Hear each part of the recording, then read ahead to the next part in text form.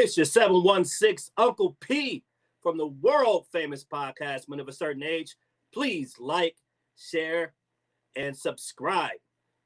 Peace and greetings and welcome into the latest episode of The Soup. As always, I'm Les. I got my man Panero up on the top and my man Don UH over to the left of me. What's going on, fellas? What's good with you? UH, how was your week, my G? Man, a good week, man. I need to do some things. I put 10 things down to get done, accomplished by the end of next week. Yeah, it was a good week, man. I never complained. As long as my mom says, as long as I'm on this side of Jordan, man, it's not really two complaints. You know what I mean? Nice. You know what I mean? Yeah, man. I'm here. I'm glad to be with y'all. Good to see y'all. Good to rap with y'all, man. And I'm ready to get to it. No doubt, no doubt. Panero, how are you, my G? What was going on with you? Peace to my guys. What's going on with y'all, man? No doubt. Yo, here at Men of a Certain Age, we love the finer things in life. Like when we see a 7'4" Victor Wembanyama on the block turn and sham god somebody and then spin on him and can dunk if you want, but then just lay it up with the left. Yeah. Oh, yeah, it is a sham god there.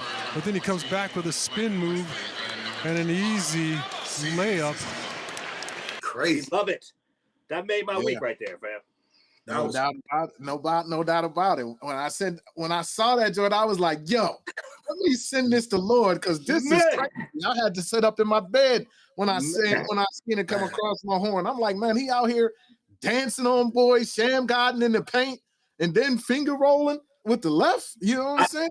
I don't think people realize 7'5" how difficult that is to do. That's a hell of a move right there, man. And you're 7'4"? Come on, man. Yeah. As we talked about a couple weeks ago, man, he is figuring it out, and it is scary. And I tweeted out, listen, you know who MB gave that 70 to, right? Oh, it's in the substance. It was me. He gave that. He gave Wemby the 70. He ain't never gonna forget it either. He gave Wemby that 70, and I was like, man, payback is up. You know what? Yeah, and man, at some point in time, he gonna get some get back, and it's gonna be ugly. You know what I'm saying? But yeah, we gonna get into the playoffs towards the end of the show, man. But once again, welcome into the Soup, man. Thanks again for tuning in. As always, please like, share, and subscribe, and comment down low. We're trying to get to 250 subscribers by Memorial Day, man. Please, can you please tell a friend to tell a friend, man? So it is spring, man. You look at the calendar, today is April 14th. We are in the middle of April, man. So spring is on the horizon. And as I'm taking a look around, man, as we get closer and closer to the summer and also closer and closer to Election Day, man, it's really starting to heat up out here, man, because I look around, me as a black man, I don't feel as safe as I once did. I can only speak for myself, man. In these last couple of years, I'm watching just about everybody and how they moving and where they moving to. You know what I'm saying? As they say, my spidey senses is going crazy. And as we continue on this episode of The Soup, man, we got a lot of extra additives to the soup, man. We got to give our respects and our propers to Mr. O.J. Simpson, Uncle James Simpson. We got to give it up to him. We're also going to add into the soup Mr. C. Webb. Chris Webber has a new book out that he's pushing right now, basically autobiography of his whole life. So he was on the Dan Patrick Show and he heated it up a little bit about race. That was a topic that came across the airways. Also, we had Jemele Hill. She had something really interesting to say about the past week when those South Carolina Gamecocks cut those nets down and sent old Katie back to Iowa. You know what I'm saying? So we're going to add Jemele Hill to the soup as well. And then also, man, Mr. How can I say the crookedest of the crooks? The crook himself paid Don and the good people of Atlanta, Georgia, visit this weekend, and he really put on a show for the folks, man. So we definitely are going to talk about Mr. Trump and Mr. Trump in the 404. So we're going to definitely talk about that today on this episode of The Soup. Definitely. Also, man, we had some shady stuff go down at the University of Duke, and we're going to talk about that, as well as Judge Mathis has some things to say about a ruling that just went down this week in the state of Texas. And then last but not least, man, we got to add this to the soup. You know, we might have to get an extra bowl of soup for this one because it's the whole J. Cole, Drake, now Rick Ross, all of that. We got to get into that, man. Obviously, I'm punching above my weight because I'm not as tied into some of I call them young, but they're not young, but they're young to me because I am a man of a certain age. Maybe like fourth generation. So we got to get into all of that on this particular hot episode of the soup. But what we're going to do and how we're going to start it off is this, man. Is I'm going to show y'all a picture. And when I bring this picture up on the screen, man, you give me the first thing that comes to mind. And I'm going to start with you, Don. Oh, that's my first hero. Actually, that's probably my only hero. That's the first famous person I ever met. Yeah, I've always admired the Juice. I got my own theory on what happened later on in his life, but we can get into that at some point or another. But yeah, man, I ain't do nothing but have respect for him. The Juice, Buffalo. I'm from Buffalo. This is the Juice. I never looked at him any different, man. Like I said, he's the first literally famous person I ever met. Like I said, I don't really do the hero thing, but he probably was somebody who I was looking up to when I was young, even when he went to the Niners, you know what I'm saying? This chase happened I was in a wedding in Louisville, in Kentucky, and his chase happened on the night before the wedding, and we were watching the games. OJ is OJ, man. I have nothing but RIPs and good things to say about OJ. I have nothing bad to say. Panero, when you see this picture of the Juice, when you see this picture of the Juice, man, give it to me, man. What comes through your mind when you see this 3-2, man? The first thing that comes to mind is Mr. 2000. You know what I'm saying? And growing up as a kid, once you catch that football, who you thought you was? You thought you was the Juice. You know what I'm saying? O.J. Simpson, Buffalo's famous. But as I got older, I realized, I don't know how Don met O.J., but I never got a chance to meet O.J. because O.J. never really came down to my area. You know I met him. I don't know if it was a rock pile or if I met him. I think I met. I don't know. Somehow or another, I met the nigga on the sideline. So he was old. Oh, he was older then. Yeah, he was older then. Yeah. As I got older, Juice seemed to be more distant. You know what I'm saying OJ didn't seem like he was for us. I'm not black. I'm OJ. You know I'm saying okay. You know what I'm saying? But again, rest in peace, Juice. Like I said, when I caught that ball, I looked on my chest and was hoping a 32 appeared so I can juke you on the sidelines. You know what I'm saying? But rest in peace to Juice, man. No doubt, man. When I heard that he passed, a lot of things went through my dome, man. With the three of us all being from Buffalo, the Juice takes on a extra significance with us because, like I said, we're from Buffalo. And Don said, for most of us, that was the first dude that we knew that was a hero. Yeah. You know what I mean? And he happened to play in our backyard. You know what I'm saying? As I was saying, there's a lot of things. I could remember my older brother played little league at this particular time when he was playing little league. He had the Juice's cleats, which was called the Juice Mobiles. So I remember certain things like that. We were too young to really actually see him get it out there really doing what he does. But again, like Don said, the Juice running through the Hertz, running through the airport for Hertz, hurling suitcases, straight arming cats, then we actually then saw him on Monday Night Football. NBC sidelines. Right. Transitioning. With the yellow airplane. And exactly, acting. And he had a brief cameo in Roots, believe it or not. He was in Roots. But as you said, P, being that we were from Buffalo, it was no shock that how Juice moved because it was pretty much known throughout the Black community how he moved throughout the community and did not move. So it was nothing new to us how he was portrayed through everybody else's eyes as well. Also, man, I saw all the hate.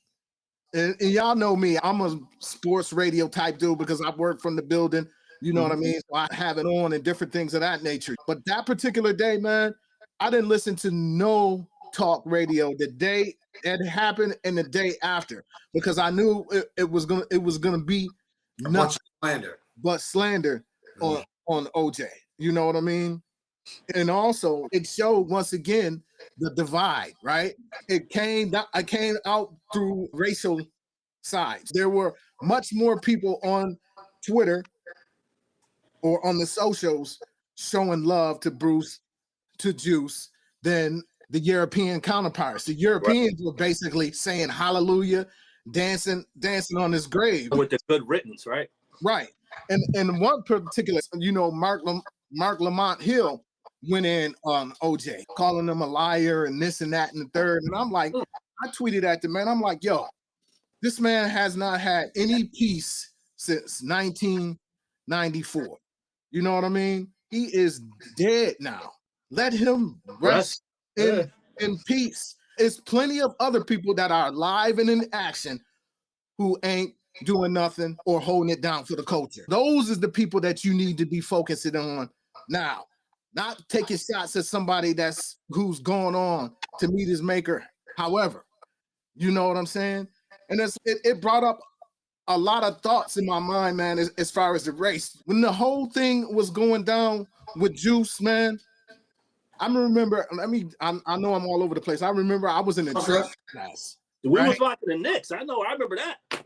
I was in a training class. This was years after he got acquitted, right? And this was like he was peddling the DirecTV cards. He had got popped for the DirecTV cards that he was peddling. When I was in this training class and this European was going off about Juice, and we did it. And y'all know me, man. I ain't no standoffish trying in the middle of the schoolyard, none of that, man. But I'm like, yo, I had to tell him, man, I was like, man, how you know he did it? Were you here? You have no idea of what went down. They brought me out of my character because he was just going off like in absolutes about it. I'm like, man, cut it out. You don't know what happened. You wasn't there.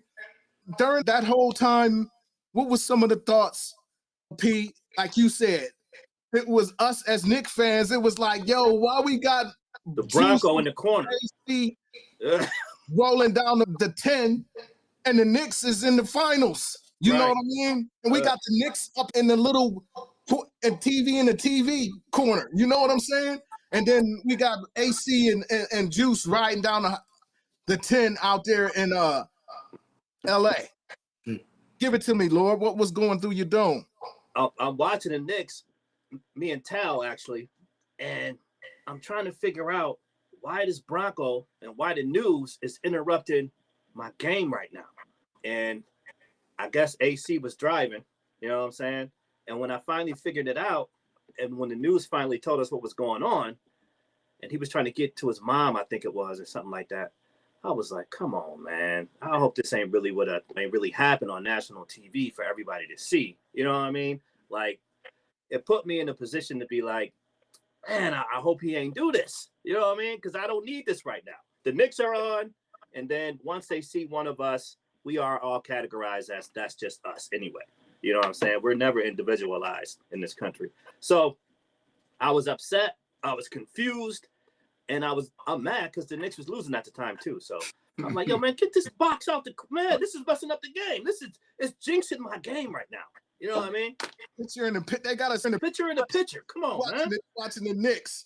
You know what I mean? Go against the Rockets. Give it to me, man. I was in Louisville, Kentucky. Jason Curry, which is one of my best friends in high school, was actually getting married the next day. So I was best man at his wedding, and we were in the hotel room watching the game, and that's what they cut to. I can never be mad at OJ. I don't care if he smashed 1,000 white chicks. It don't bother me. That's what they really mad about. That's what they mad about, son. They mad because he was smashing mad white chicks. And you know what? He was like, you know what? You got this young dude driving around in my car, laying up in my joint. Now, okay, can I give you my theory on this? Real quick? I got to give you my OJ theory. I'm going to give you the most thought-through OJ theory. OJ is not beating Ron Goldman under no circumstances.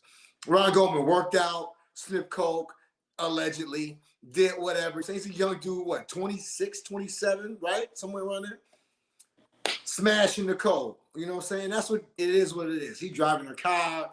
He just ain't running no errands in OJ's car. He's smashing her. It is what it is. You know what I'm saying? We all adults, we know what it is. So I think that OJ and his son did it. Yeah, that's what he's protecting his son the whole time. Yeah, I think he's protecting his son the whole time. I was thinking the whole time. Yeah, because literally, if you look at the Ron Goldman autopsy, it tells you it was mortal combat. Like, it was whoever survived this was gonna die. So OJ wasn't fit enough to go toe with the man that was 357. Come on, man.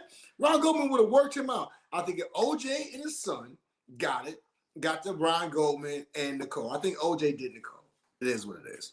People want to talk about things like that. I think about so many examples where we have been murdered by the other side and no one made us think of it.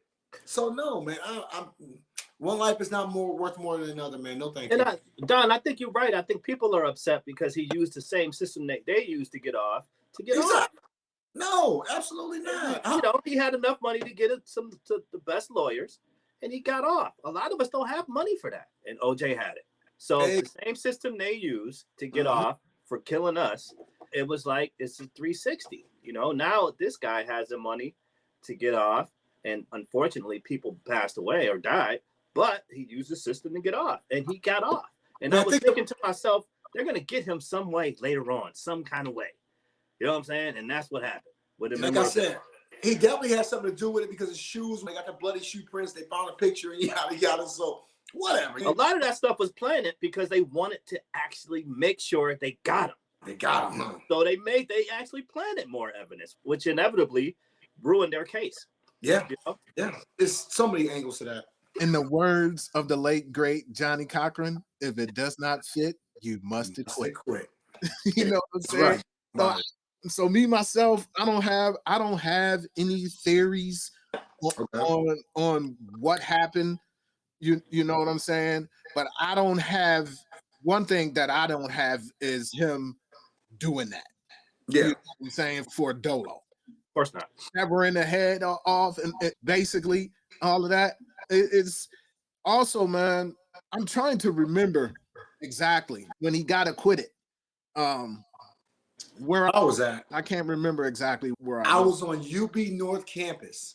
And I was on UB North Campus, and I was doing something with my ex at the time, and he got acquitted. And I remember a lot of people were like, there's a big roar in the crowd because in the students, you know what I'm saying? Students are generally more liberal, you know what I mean? It was a big celebration over there. Then of course it was a couple of, as you like to call them, Europeans.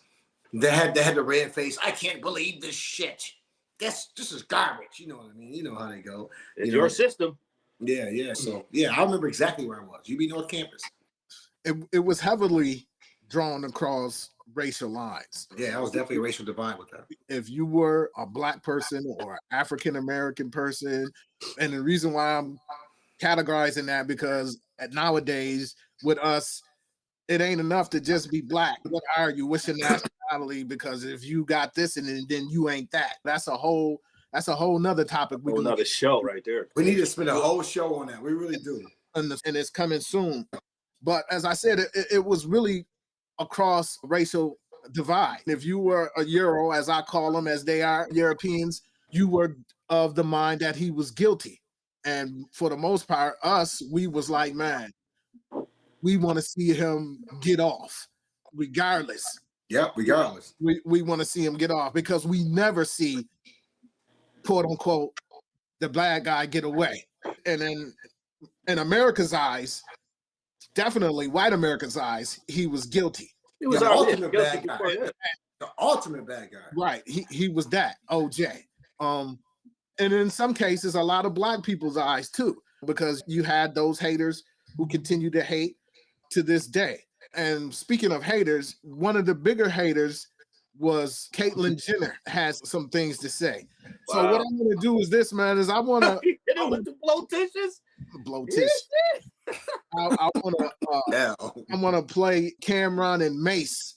They had a little something to say to Jenner. All right, hold tight.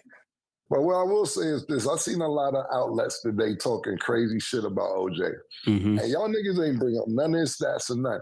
The legal system, when it works for y'all, whatever race you is, you cool with it.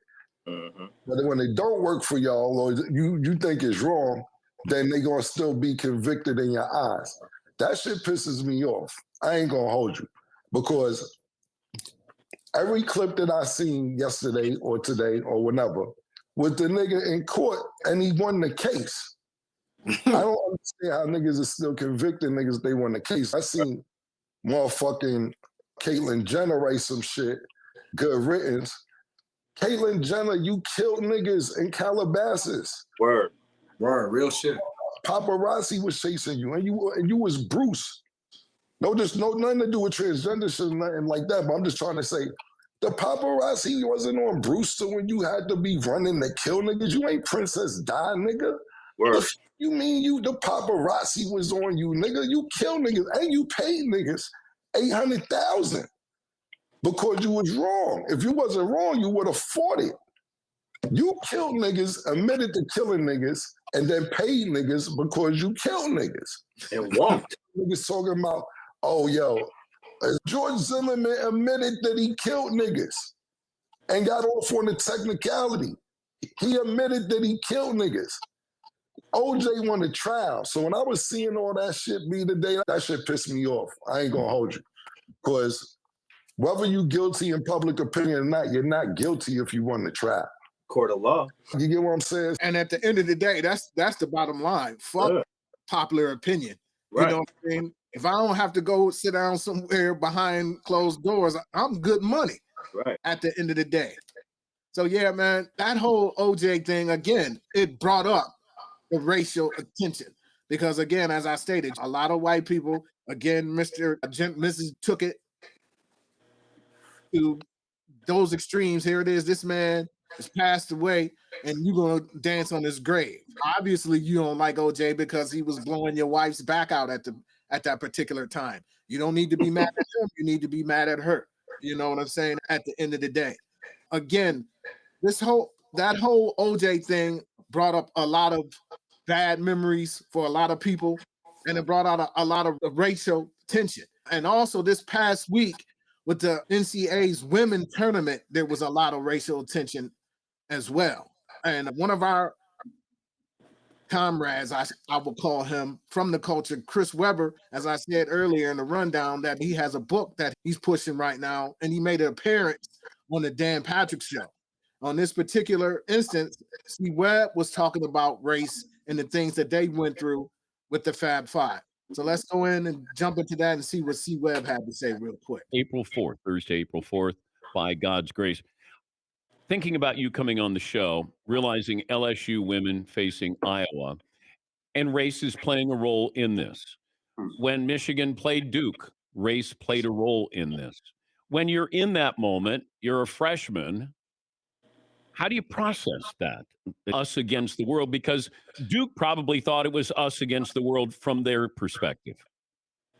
So first of all, Baltimore, Barbie, and Caitlin, I love their game. This is the first year I probably know more women's names than men's names, and that's right. Curry, because they'll walk in the gym and outshoot any man in the world. But when I say we were prepared for it, then my father worked at the factory of Detroit for 40 years. He was in the UAW. He came from Mississippi and had to work on the farm. What could I complain about when I compared it to his life? And so when we talk about racism or other things, we knew it, and we would have discussions amongst ourselves. I don't know too many kids that got praised and death threats at the age of 18 and 19 like we did. But I think, again, it was our village. It was the coaches. It was the great students around us. It was other friends that let you live in that naivety where, oh, it's a death threat, but you have enough distraction, positive distraction, to keep you going forward. And I also think us being from Detroit, Chicago, and other places where we have seen people not make it, it's almost, the racism is way more than an emotion, way more. It hurts, it stops you physically, it spreads a narrative that you don't want. It doesn't reinforce the principles of your parents and other things. But however, we were from Detroit, and we knew that we were the underdogs in life, and that our job was to work harder, and that in our position, you almost had to be 10% better or work 10% harder to get a fair narrative. So I think our backgrounds prepared us for coming into conservative areas that wasn't ready for the youth. And it was racism, man, but it was also the movement of the time. Like everyone in our age group at that time was speaking out and standing up, whether it was hip hop, TV shows, and others. So we also felt like we were in a larger community fighting for that independence of being having the freedom to be who we wanted to be. So yeah, that was Dan Patrick with C-Web. I encourage everybody to go to Dan Patrick's channel and check out that whole interview with C-Web. It was very insightful. Again, I remember that time when the Fab Five was out there, bald head, black socks, and basically shaking up the world, being somewhat outspoken. And that interview made me think of myself, of like when was really like the first time that I was like, okay, you're white and I'm black. I had that realism, and I would like to say it counted as I would categorize it as a learning lesson. Mm. So let me explain it to you. And it wasn't necessarily racism. It was a part of nationality, of trying to be proud of who you are. So my brother and I, as I always say, my brother is 7 years older than I.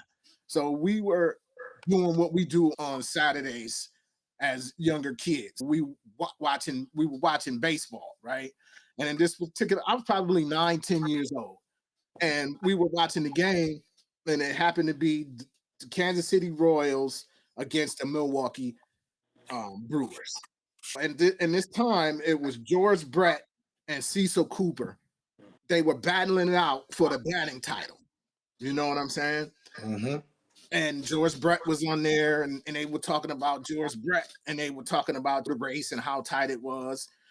George Brett was at the plate, and Cecil Cooper played first base. They cut to Cecil Cooper and show him, and then they cut back to George Brett while he was at bat. And I said, I wanted George Brett to win out loud. You know what I'm saying? And my brother asked me plain as day. He was like, why you want the white dude to win? It had never dawned on me at that particular point in time, you know, that, yeah, he was black and this other guy is white, but it's a difference between them. You know what I mean?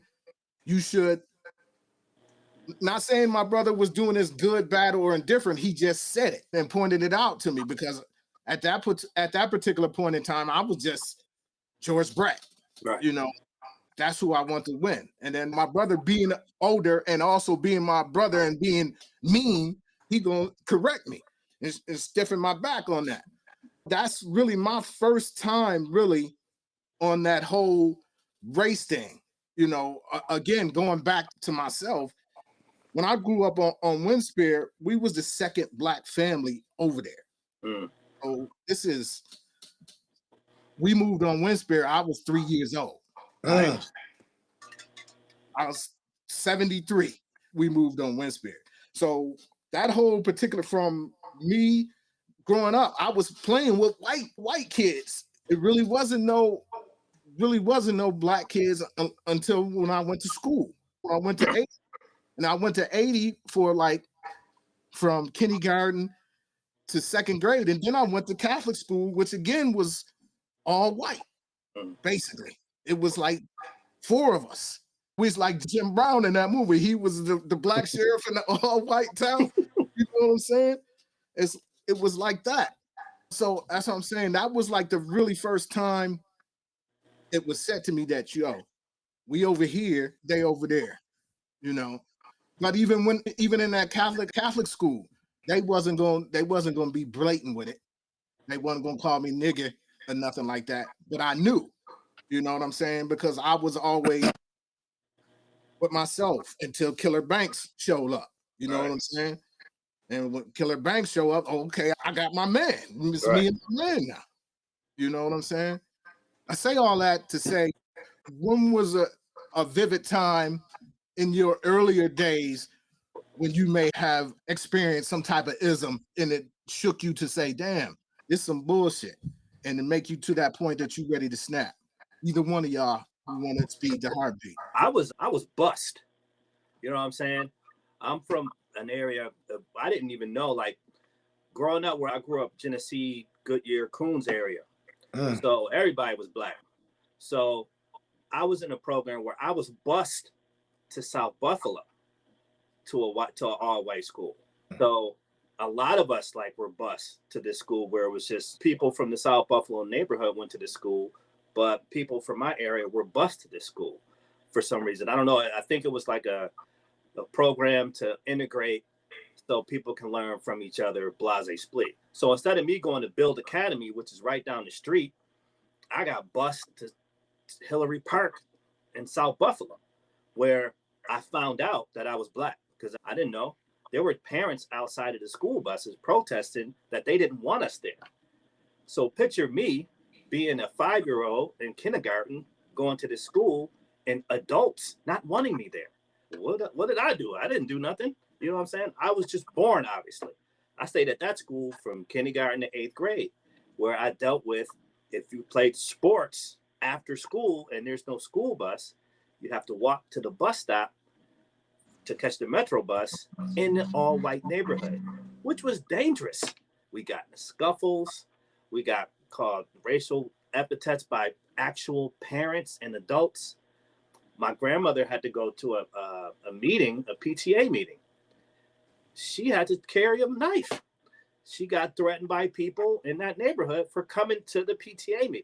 So I knew from a very young age of racial divide and discrimination, and even with the students, because I had an afro. That's what we was wearing back then. He says, "What's wrong with your hair? Can I touch it? Can I touch it?" Like, there it is. No, are you crazy? Which would get me into little scuffles here and there, just defending myself. So it's like the total opposite. You grew up in an area where there were whites, and then you went to a school where there were blacks. I grew up on Coons and then went to a school where there were whites. That, you know what I'm saying? It was tough. It was tough growing up there. But then again, I realized that you can't paint everyone with a brush. You know what I'm saying? There were kids that were white that were my friends because they were curious as to how I lived. You know what I mean? And just not wanting to touch me like I was some type of object, that are still my friends to this day. So I had this one kid named Frank. When we went to high school, I went to Kensington for 1 year. He was so cool with me. He wanted to go to Kensington. I'm thinking, dude, you don't want to go to Ken High, being a fat white kid. But he went anyway. He went because it was a program. He went to Ken. And I remember being in the lunchroom and he coming in there not knowing what to do. I'm sitting with Nard and Frank and all of them and Big Frank Reeves. And he got his lunch. What am I going to do here? I got nobody. I was like, Frank, come sit with us. He came and sat down. I think somebody took his cookie, rubbed his head, and they was like, yo, this P-boy. He been cool with all of them ever since. It's been an experience, man. But the thing is, you can't judge people by an entire race. You got to treat people like individuals, man. And that's what I got out of that. What you got for us, man? Yeah, I got a wild, my whole racial history is wild, man, because initially when I first got to a public environment, I went to FOI school, NOI school over on Fillmore. So that's where I did my preschool and my kindergarten. I did all that. And that's all black. They teaching you black everything, black power, so on and so forth, right? Then I went to school 23, which was around the corner from my house on Delavan and Moselle and Wyoming, right there. It's no longer there from what I understand. My grandmother was a janitor over there. So I used to stay with her and watch how hard she worked every day after work. Then my mother moved and I went to school 61, which is on Kensington and Griner, if I'm not mistaken. So the thing about that is that this is my first literal memory of white people. I remember one day we were in first or second grade, something like that.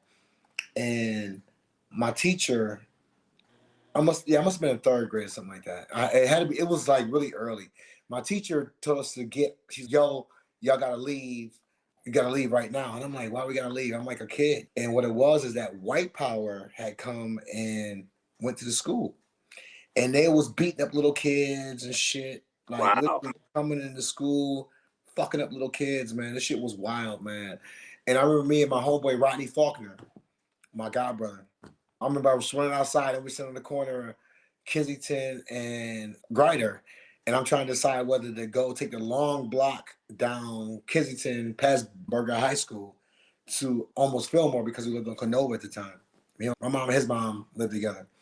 Or should I go to my grandmother's house, which was on Cambridge, which obviously is a lot further, but I'm little. I don't really have a sense of direction. How old were you, Don? I had to be, man. It had to be like second grade. Cause I know yeah, man, that's crazy, man. I had to be like second, third grade, man. But the crazy thing about it is that after that, I went to School 86, which was, I got bussed out there, which was in North Buffalo. And I met a lot of white people. Some were cool. Some are still cool with me to this day. But it was just different. And then I went to City Honors.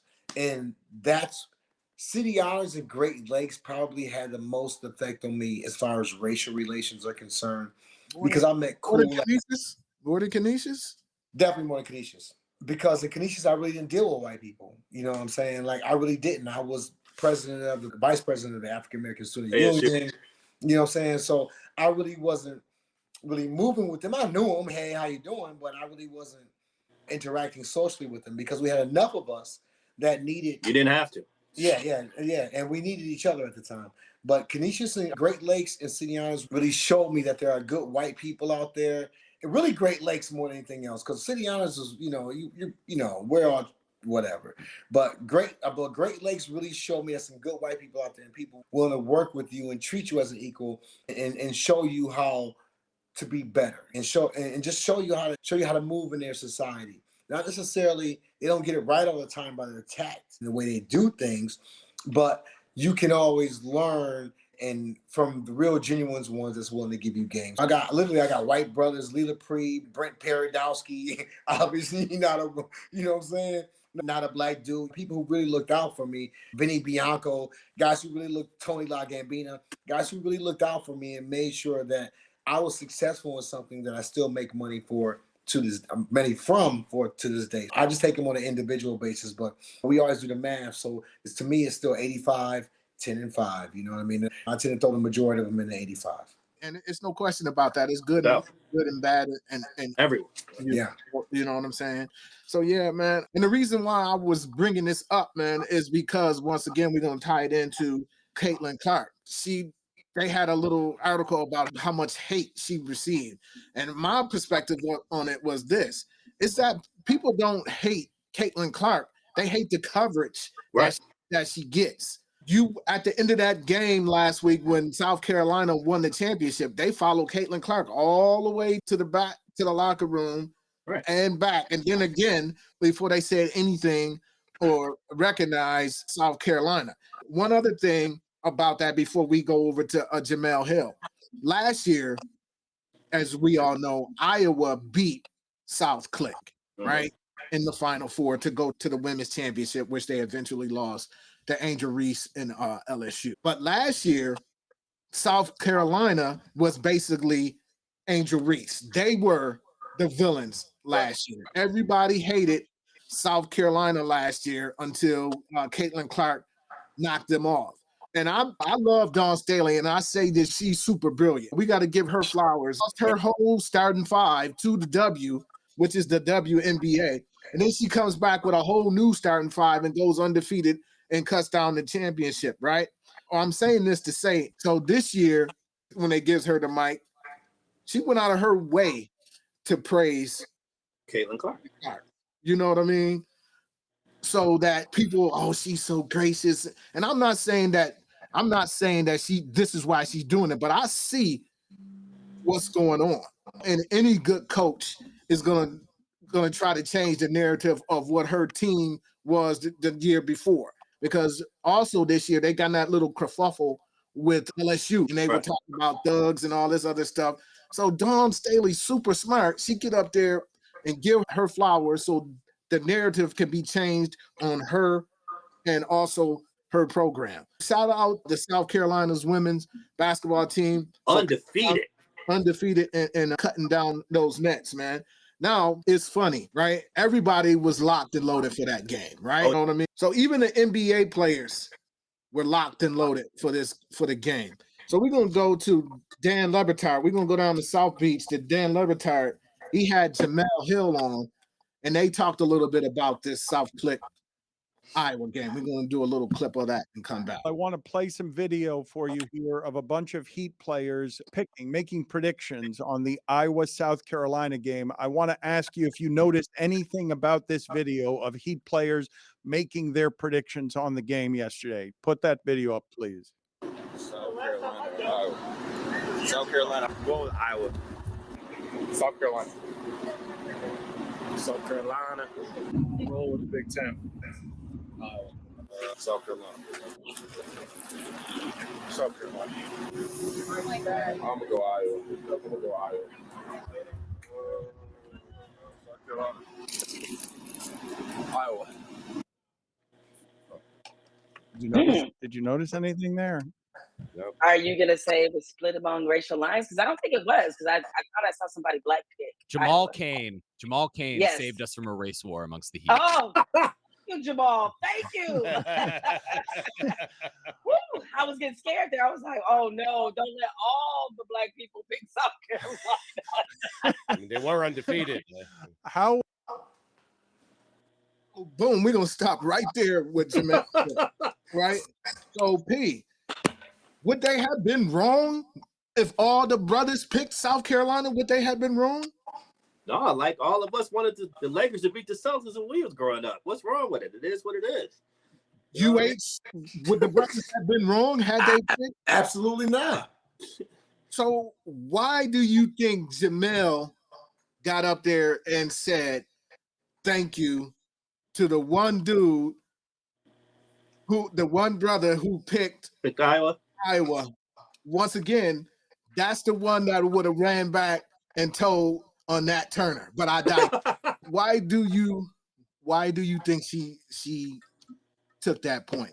It made her job easier because she didn't have to explain why all the black people took South Carolina and all the white people took Iowa. She didn't have to explain that. You know what I mean? It honestly made her job easier. She could just be like, thank you. You know what I mean? I think that's pretty much part of it. And also the fact that Jemele Hill is very brilliantly politically correct. Still radical to an extent, but brilliantly tactful. I love watching her. I've watched her career. I admire her career. From what I know about her personally, I see that she's a strong and beautiful black woman. I really do respect her a lot. And she's actually been able, her and Levitard, who's not white, he's what, Cuban, if I'm not mistaken? Yeah. They've been able to do something together but also separately maintain their platforms to progress each other. So yeah, shouts out to Jemele Hill, man. May I add, white Latina? Go ahead. Go ahead, Lord. Why do you think she said, "Oh, thank God that he didn't pick all of South Carolina"? I think she's brilliant also, and I think she's brilliantly sarcastic. I think she was doing that just to throw the Jedi mind trick out there on people. Come on, y'all. You know what I mean? Oh, let's not start a racial war over a basketball game, because actually that's what was going to happen, or that's what's going on. Like, the beauty of Caitlin Clark's game is her shot, her passing ability is ridiculous. But I think the racism takes away from her actual talent, because people who don't even follow basketball, you know what I'm saying? White people are calling her the greatest, and they don't know nothing about the game. You know what I'm saying? So that creates more of a divide. So I think her saying what she said was sarcastic, but it was brilliant at the same time. You know what I'm saying? I like Jemele Hill as well. There's no question about that. I am a fan of her work. It was funny, all the white people, but it was all right for all the white people to pick Iowa. Am I not? Didn't they all pick Iowa? The one cat, what's his name, that got all the money for shooting the three in the bubble? Hero. That wasn't Hero, it was the other one. Duncan Robinson. Duncan, yeah. It was him who claimed, I'm going Big Ten. Whatever. Coming out saying it. Yeah. Iowa, motherfucker. And then you had Jaime Jaquez, the white Latina, pick Iowa. That's the interesting thing. The white Latina thing is a whole different topic too. We got to talk about that one. It was funny though, and at the same time, it was like, nah, they would have been perfectly fine And you should have been, Janelle, comfortable enough in your skin for it to be perfectly fine for them to be choosing South Carolina. I know she laughed it off and all of that, but we know why Levitard posted it and wanted her to comment on it, because we lines. We're on those lines. But yeah, it was a great March Madness, man. I'm glad South Clip cut the nets down, and also that Peyton Clark took that L. I like that too, because the media, y'all are the reason why she receives that she does, because y'all painting her far greater than what she is. But that's what y'all do. So as we continue on, there was a visitor that played a visit to the great 404 this week. He came in on his Boeing 747 gaudy Trump jet and landed at Hartsville International Airport and got the motorcade straight to, let me find out he went to Chick-fil-A on Camp Creek Road. No, he ain't come over here. He went over to MLK. You know what I'm saying? So MLK. yeah, man, we're talking about Mr. Donald Trump, the crook himself. He paid a special guest appearance to the Dirty. So let's take a look and see what Mr. Trump had going on down in the 404, the 678, or the 778. Oh, damn. Yeah, man, hold tight. Damn. Hey, man, this look bad, man. I'm telling you, son. Come on. Y'all, I was so hot about this. Each other, right? I think that's very nice. Nice to see you. Thank you very much. So we'll order 30 milkshakes. We'll give them out to the people and we'll take them for ourselves, okay? Good. Thank you very much, everybody. Hello. This has been a great American franchise, Chick-fil-A. It is. It's a great franchise. The owner is a great man who's a member of one of my clubs, and he's fantastic. And yeah, they do very well. They're closed on Sunday. The Lord's Chicken. That's the Lord's Chicken. You're right. It's good chicken, too. Yeah, good to see you. Thank you very much. And with that, we're going to leave what he's talking about, the Lord's Chicken. You know what I'm saying? Did he say the Lord's Chicken? He said Chick-fil-A because they closed on Sundays. Right. Lord's Chicken. So here we have, right here, the lady with the skelly on here. She is Michaelah. I can't recall what her last name, but her first Michaelah Montgomery, fam. Michaelah Montgomery. Thank you, Lord, for having my back. She is the culprit here who set up this whole photo op for Donald Trump to come through Chick-fil-A and buy milkshakes. His milkshake brings everybody to the yard. You know what I mean? He has brought 30 milkshakes and just milkshakes. Yeah, because you couldn't buy chicken. That would be too far. You know, that would be about the block. Gave it out. So UH, when this came across the news there in the A, what was your face looking like? What was your thoughts? Where did it take you to?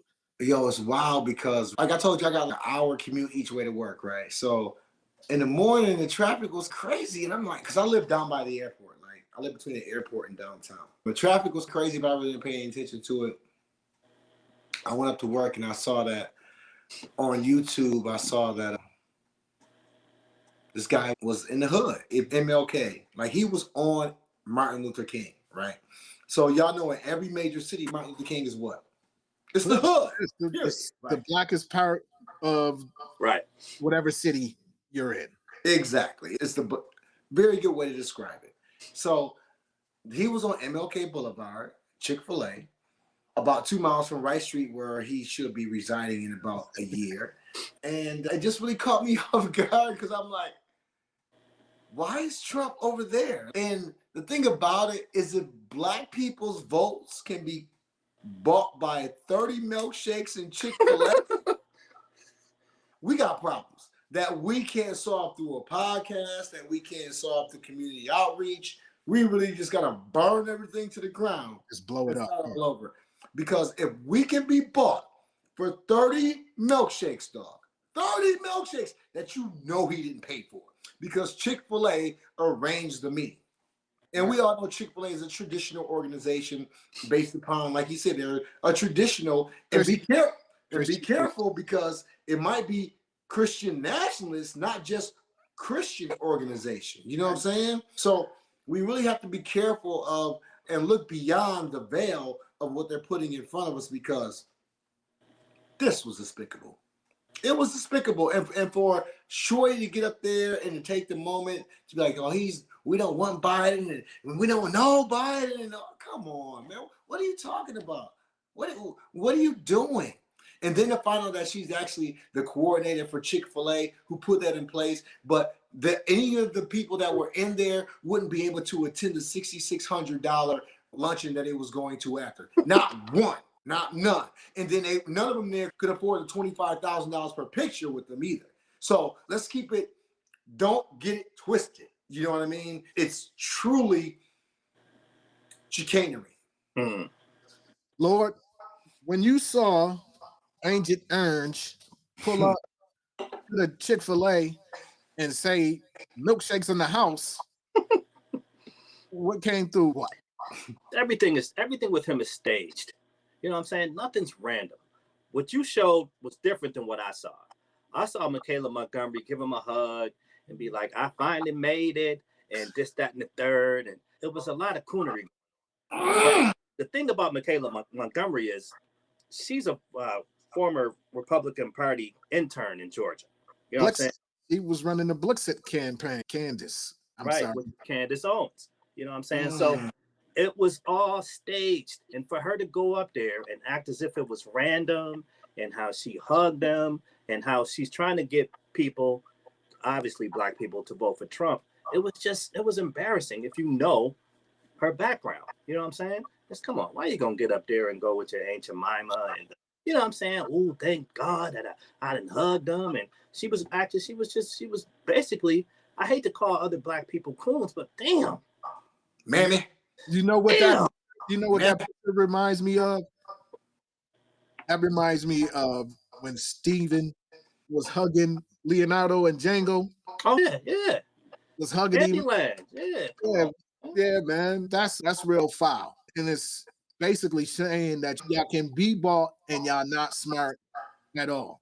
My thing is just looking at the kids and the managers and everybody up there. Everybody didn't have to be up there showing their teeth like that, man. That's all Trump can see. Remember, he said a couple of weeks ago on the pod, you had it. Remember, he said, all I can see is black now with the lights down. Exactly. He'll insult you right in your face, and you still stand there. You know what I mean? Like, what's going on, man? What's going on is this, man. A guy that is a funny guy who has a lot to say about us is Mr. Ari Spears. So I want to play this little cut of Ari Spears real quick, and we'll come back and we're going to keep it moving. Trump feels that his criminal indictments boosted his appeal to black voters. I love my people. I wouldn't want to be anything but a black man. If God asked me in the next life what race I want to come back as, I'm picking black every day of the week and twice on Sundays. But I feel like some of us should be slaves again. The way we operate, we are so easily moved by the dumbest shit. The fact that some of us would allow Trump to just insult us like that and still go blacks for Trump. It's insane. It's insane. So you're not and I voting for can't Trump. speak for the Latino community, but even when I see Latinos for Trump, I go, what are you doing? What the fuck are y'all doing? Right. Like, I can't speak wholeheartedly for Latinos because, you know, I don't really know where their passion lies. But knowing everything that black people have gone through in this country and continue to go through on some level, be insulted like that and then still go, I'm voting for Donald Trump. It's insane. Charles Barkley said he's punching any black person he sees wearing a Trump mugshot t-shirt. I'd love to see it. I'd love to see it. Oh, yeah, man. Aries, he nailed it on the head, man. Yeah, what did he say wrong? Nothing. Nothing. Like, I've never agreed with him until this point, ever. Go in. Who, me? Yes, yeah, sir. Yeah. He said it. He hit it right on the head. Trump is disrespectful, yo. We talked about last week where you can only talk so much shit to somebody, especially from Buffalo, right? You can only talk so much shit to somebody before they react. Yo, Trump keep talking shit.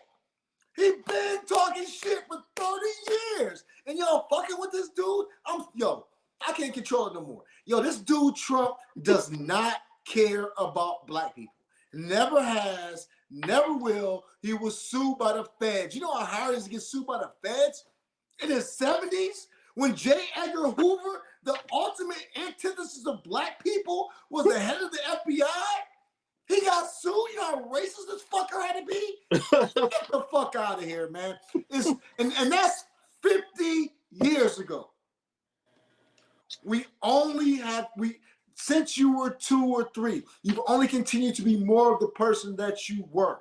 This dude, being more privileged, more wealthy, more known, more powerful, more disrespectful, has hired his views. Nothing's ever changed. That's like me. Okay, put it this way. I'm gonna give you a perfect example. That will be like me with a white chick. Okay? Because what? Y'all know me. Y'all know where I'm from. Y'all know what my parents is about. I just told you I went to NOI school, right? Right? So if y'all see me in a white chick, you're like, what the hell is this about? You know what? It's about exploitation. It's purely about me taking advantage of a situation and using it and abusing it for my own personal gain. Not for the gain of anybody else, not for the gain of the race, not to help my family or anything, but truly to exploit a situation. That's what he's doing to us. He's exploiting us and he's taking advantage of us. And I can't believe that there are actually Latinos that like this dude because he was putting them in cages. Are you stupid? They don't watch the news. If you think that, 30 milkshakes and some free money, that's enough for y'all? No, let me just say this. They ain't stupid. They think they white. But right, exactly. 30 milkshakes and a little bit of money, and he's the Jesus Christ y'all hang on your wall. Man, listen. Lord. Yeah, it's the Harriet Tubman thing. Come on, let's go be free. I'm staying here. You know what I'm saying? So she had to pull a gun out on some of these dudes. Yo, man, listen, you coming with me because you don't know what freedom is. Like Michaelah Montgomery, she wasn't going with Harriet. She gonna stick around. She telling on you. She's sticking around, man. She ain't for us at all. She for herself and she for Trump. And like Les said, I think people think, even Latinos, the closer you are to whiteness, that they think the better they're going to be off in this country.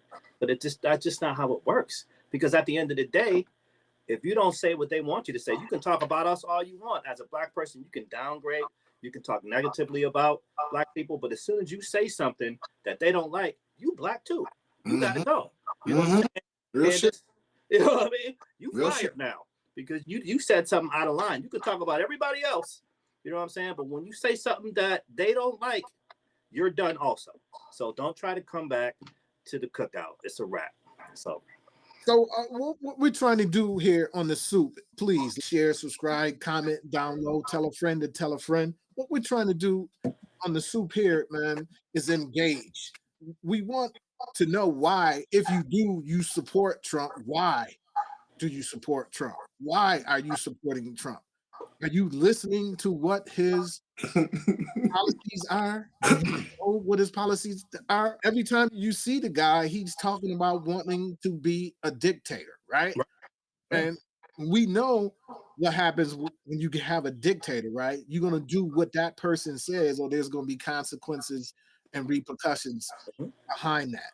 We're going into the election season, and we want y'all to use this in order to get to where you want to go, and not just listen to people and listen to the propaganda, because your vote has consequences and repercussions. And this is one of the things that happen when you vote for the wrong people. It says Duke University announced that it's ending a full ride scholarship program for Black students in the wake of the Supreme Court affirmative action ruling. So that's a direct consequence of using your vote the wrong way. Because if one of the first things Trump did was he appointed 2 new justices, which in turn the court into a more conservative court than a liberal court. Majority, yes. When you see that article there, Don, what you got for me? I actually announced, I know you're not on the crack book no more, but I actually announced that during his presidency that he was making a way to end affirmative action. And the thing about affirmative action is that people are more concerned about the fact that he ended Roe versus Wade. But literally, there are think tanks, there are groups of people, there are organizations, there are fellowships that are committed monetarily, legislatively, and economically to a conservative agenda, right? Part of the conservative agenda is getting rid of affirmative action, and they've done it.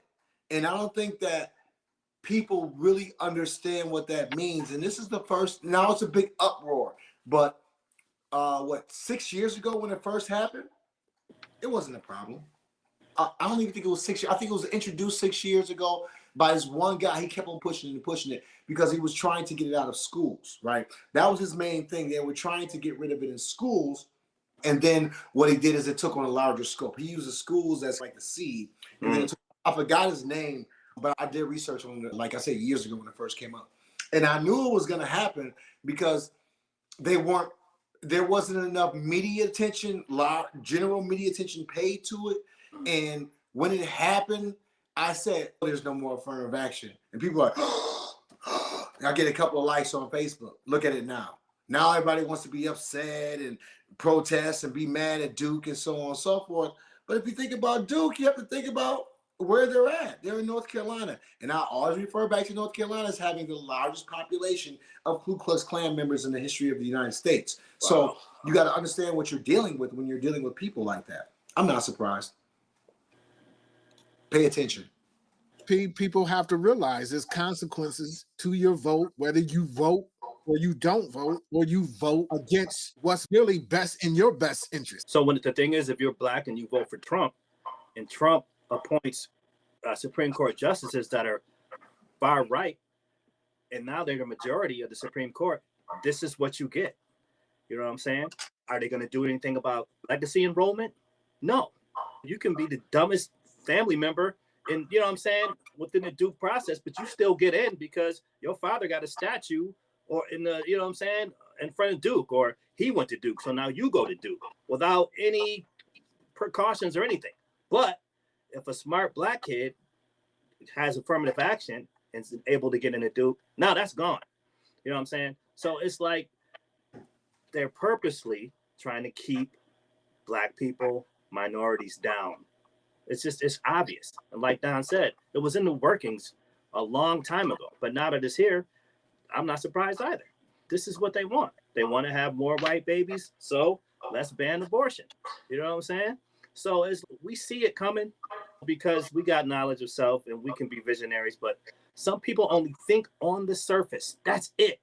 They don't think beyond anything. So when that happens, they're surprised. But obviously, we're not surprised. We know what's going on.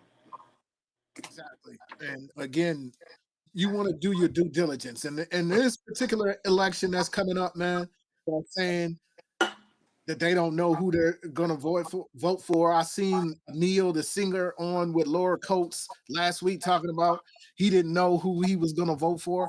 And I'm like, dude, what the hell? Where have you been living? What in the hell?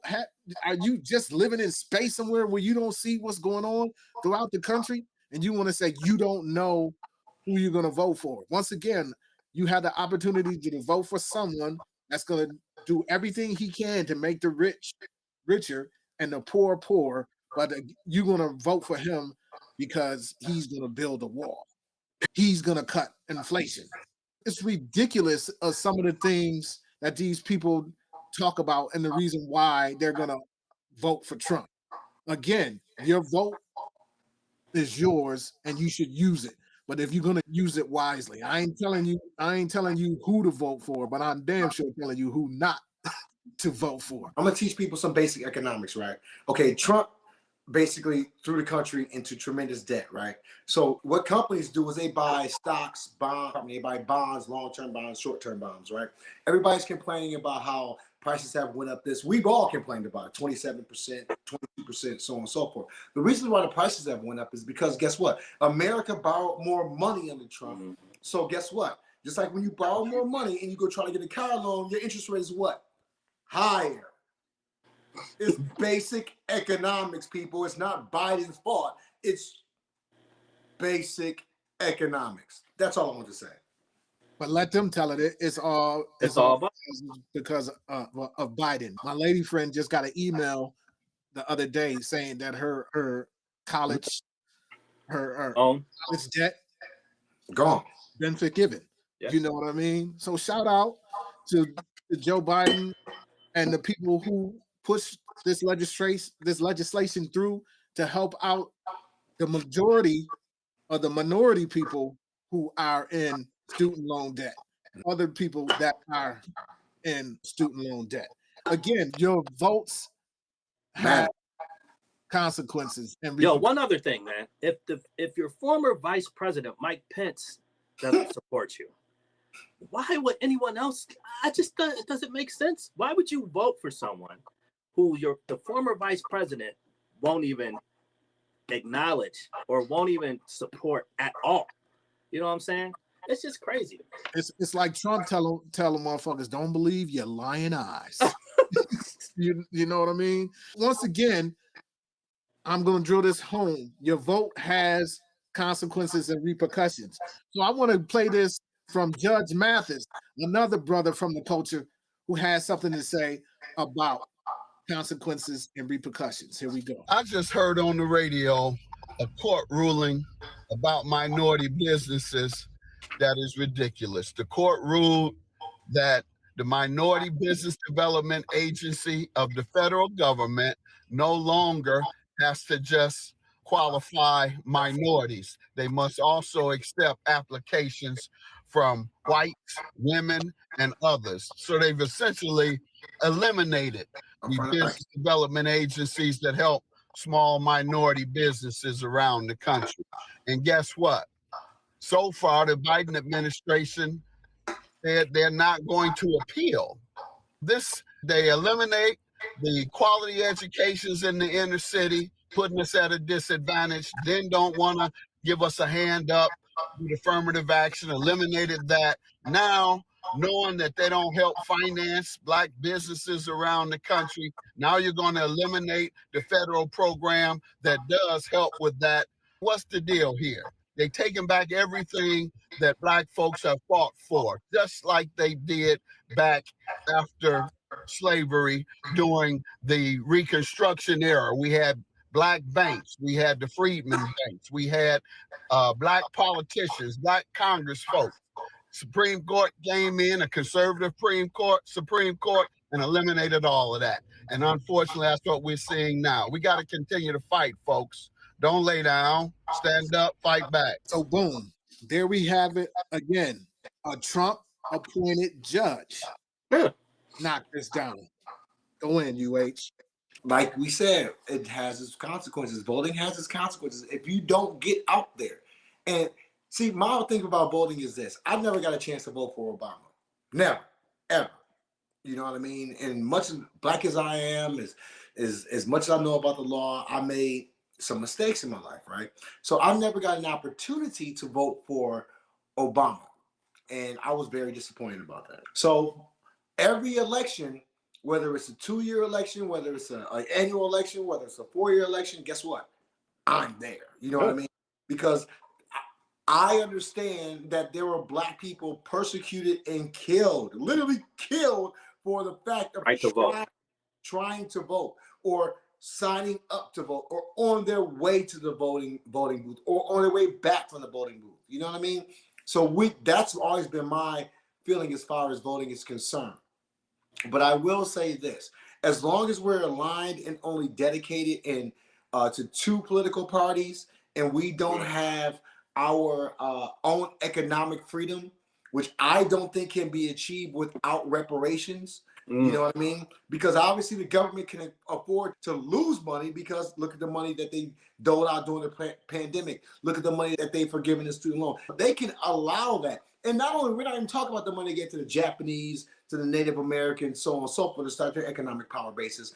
They can do that for us, but they choose not. They never will. We continue to be disrespected. So it's up to us to use community economics, cooperative economics, to build ourselves up. And I don't think that we're ever going to actually see any changes until we're an economic force. Right. And it's difficult for us to be an economic force because a lot of us are trying to be them. You know what I'm saying? A lot of us are trying to vote for Trump or creating spaces or making it comfortable for the others, I might say. Like the thing is, we don't have a uniform economic agenda. Not at all. And the illusion is trying to be created that there is an even playing field. And that's why they're getting rid of affirmative action.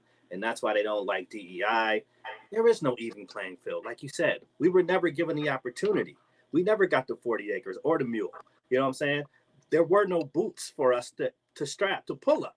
You know what I'm saying? And then when we actually did create our own, y'all come and burn it down. You know what I'm saying? So like Judge Mathis said, don't stop fighting. You know what I'm saying? Make sure you go out and use your vote. Don, like you said, people died for you to have the opportunity to vote.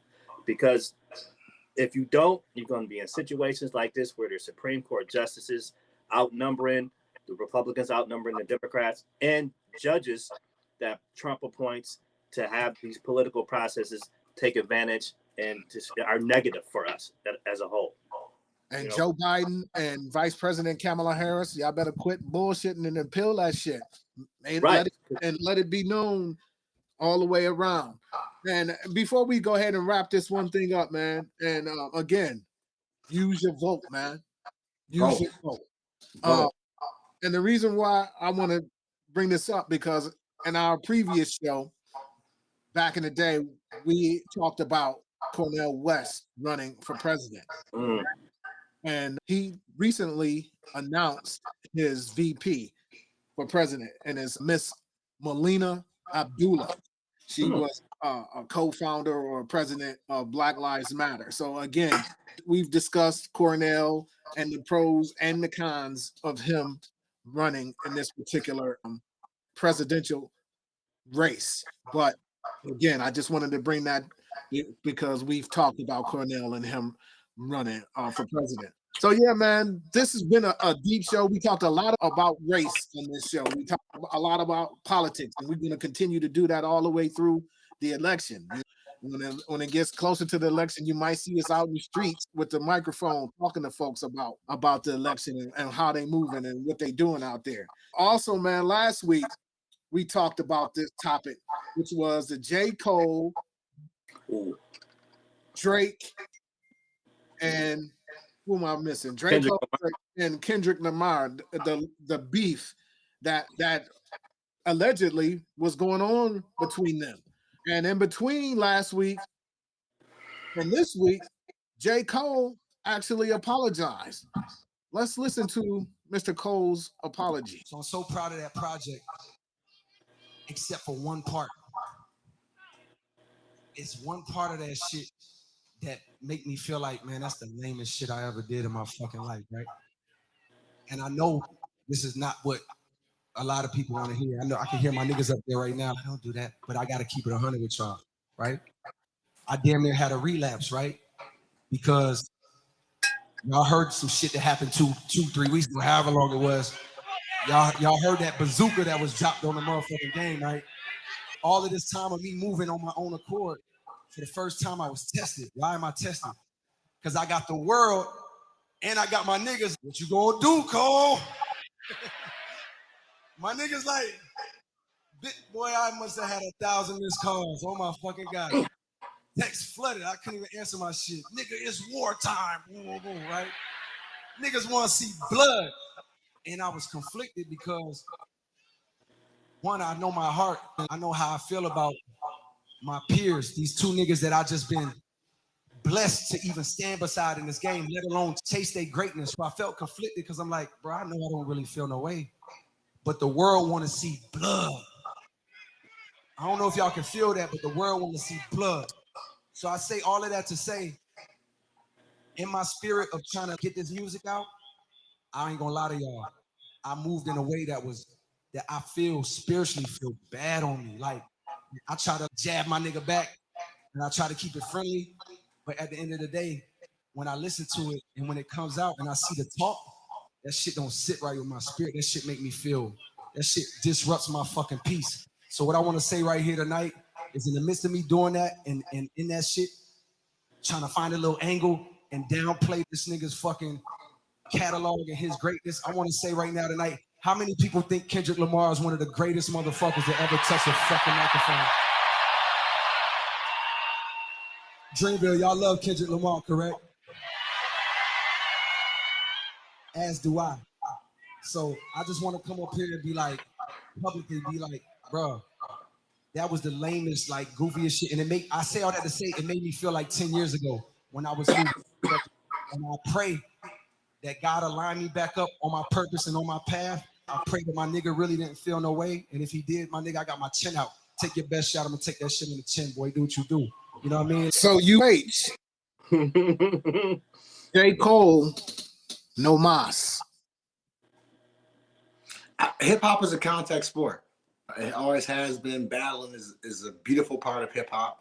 We've seen it from Boogie Down, MC Shan, LL, MC Shan. We've seen it forever. Snoop versus Dre and Easy versus Dre and Ice Cube versus Dre. And you know, it's part of hip hop. Conflict is part of hip hop. As recently as Drake versus Meek Mill, which we mentioned last pod.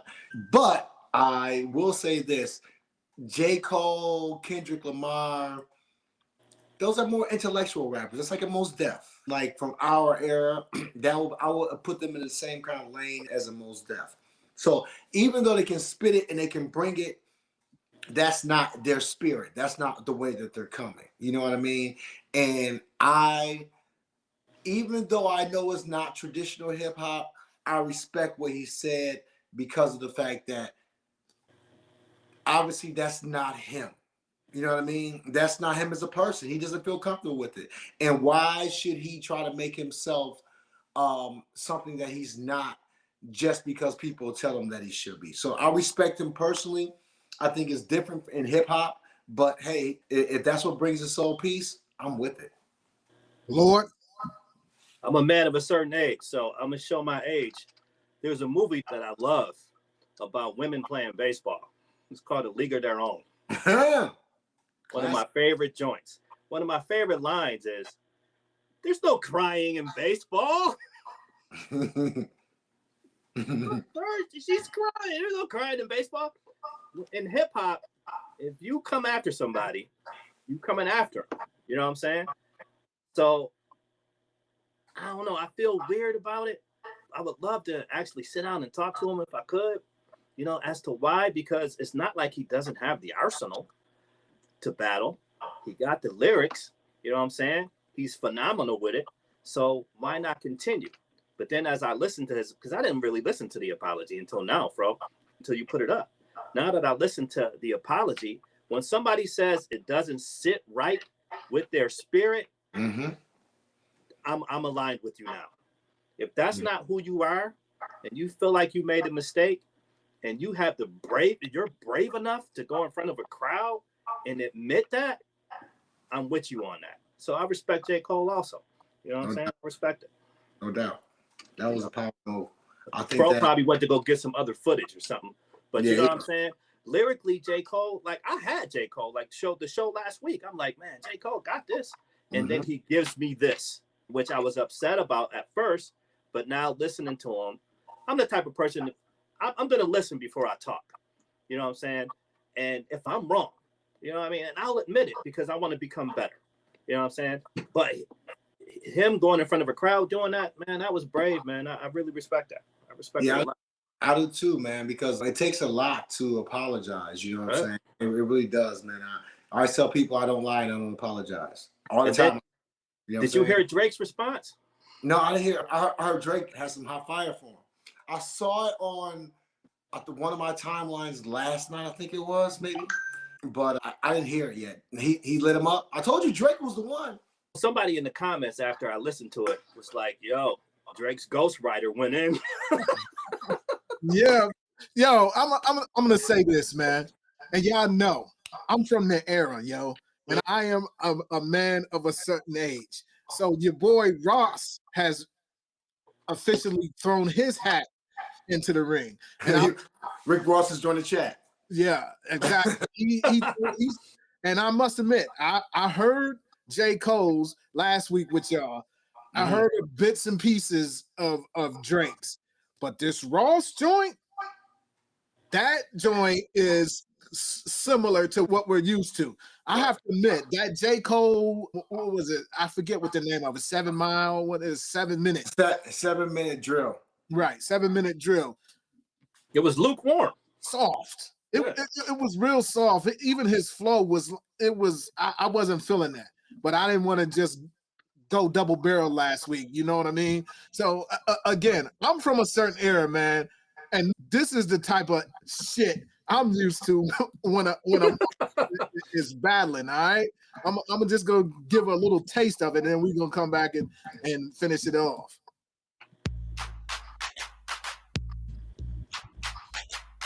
LL?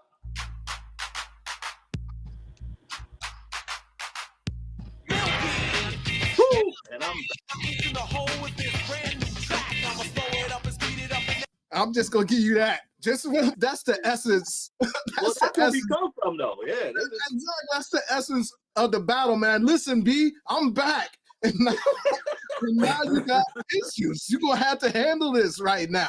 Shout out to L, who's taking no shorts. But yeah, man, L coming at you. Taking no shorts in 2024. And I had to take it back with an old term there. Yeah, he ain't taking no shorts. You know what I'm saying? But yeah, man, I respect J. Cole for him saying that him putting out the diss album made him feel a certain way and fucked up his energy. But in my train of thinking, it's like, come on, fam. It is what it is. Y'all not really shooting it out in the street with guns or even squaring up shooting a fair one. It's just words. You know, the culture wanted it. They want it. And really, now with all these other cats shooting strays at folks, it's gonna make you look a little bit softer. You know, you don't lose no respect in my eyes, but I know from the culture from which you came, you're gonna get a lot of soft back. You're gonna get a lot of soft backs thrown at you. You know what I mean?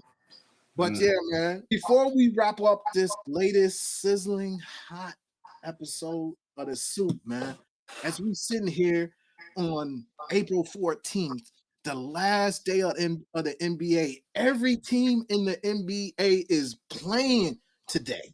We got the Knicks down they up 116, 114. They hold on. They come with the number 2 seed in the East. So as I come to you, the things that you're looking for in this playoff season, and you're gonna have to hook your TV up.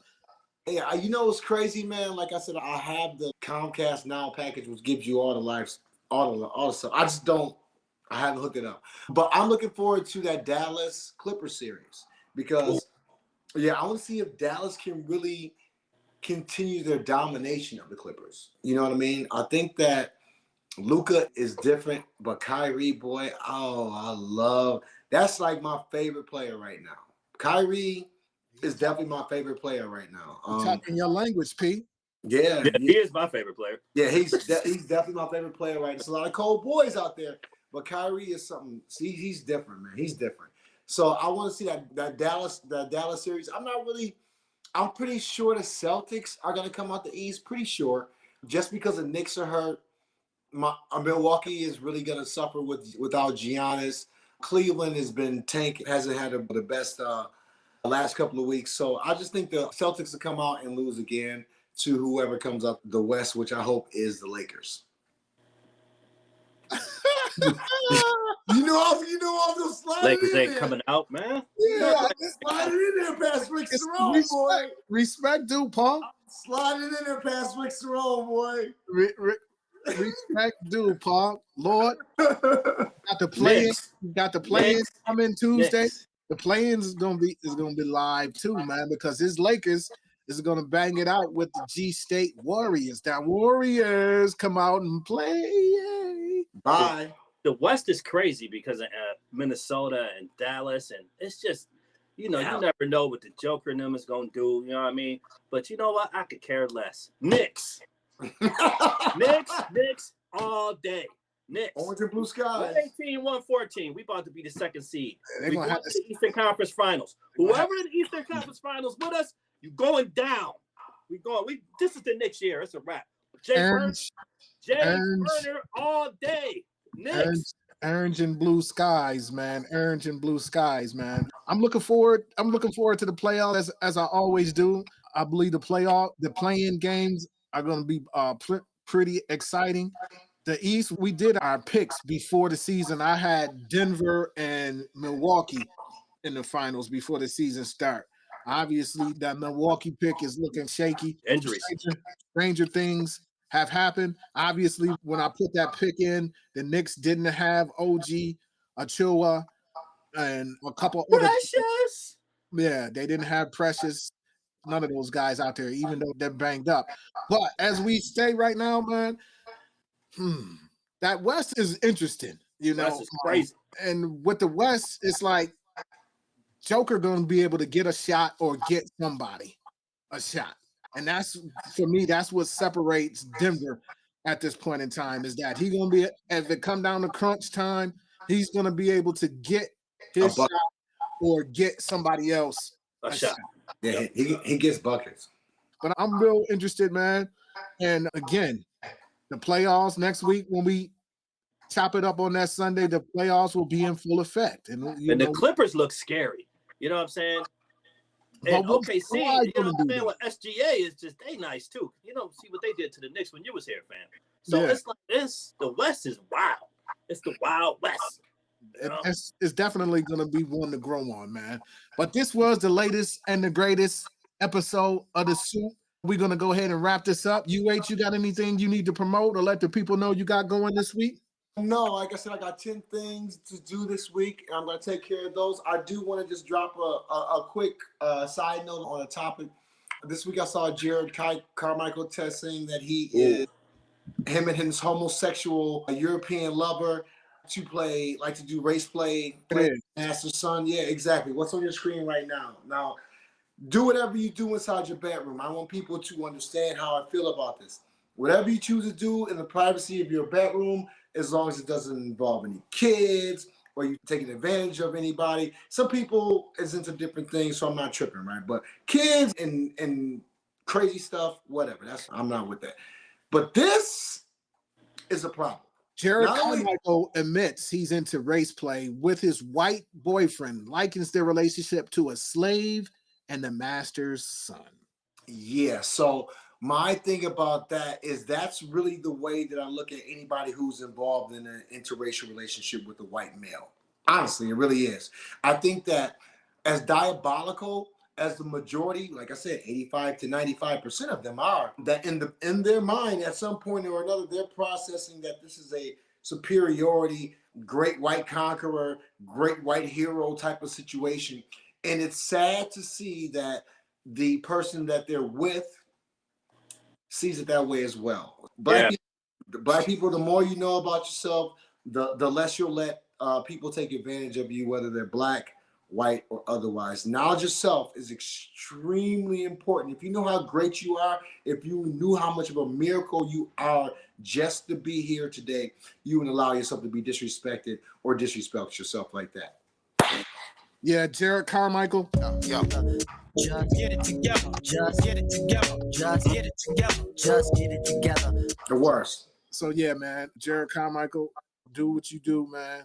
Obviously, you're gonna do what you do. Lord, the people want to know what you got one to grow on about. Listen, from Uncle P to my nieces and nephews and everybody out there. Life is tough, man. Life has obstacles and hardships, man. But you have to make sure and have an understanding that there are a lot of positives. You know what I'm saying? So what you focus on grows. Mm-hmm. Focus on the positive. Let the negative go. You know what I'm saying? That's from Uncle P and men of a certain age, man. No doubt. And I love it. And that's it, man. For P, that's Don. I'm Fro. Again, it's the same old soup. We just reheating it. Until next Sunday. Knicks. Peace. Orange and blue skies, baby. Go Lakers.